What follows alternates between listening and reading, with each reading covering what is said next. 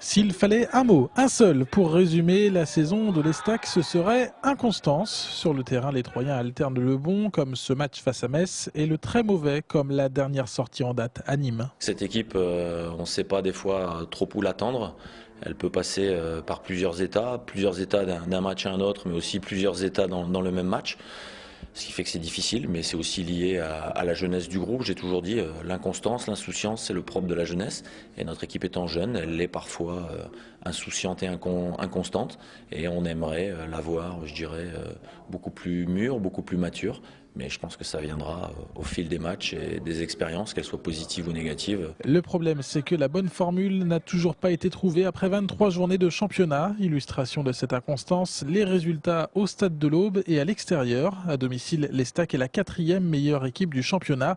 Hors de leur base, les Troyens n'ont gagné qu'une seule fois. Pour prétendre à autre chose au niveau du classement, il faudrait gagner à l'extérieur. Bon, à domicile, on s'en sort pas mal.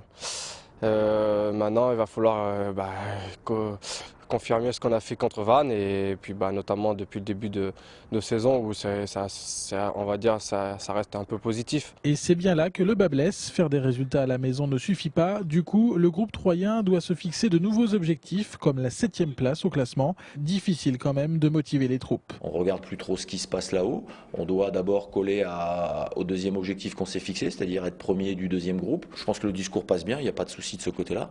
Maintenant, c'est la façon dont les joueurs s'approprient le discours.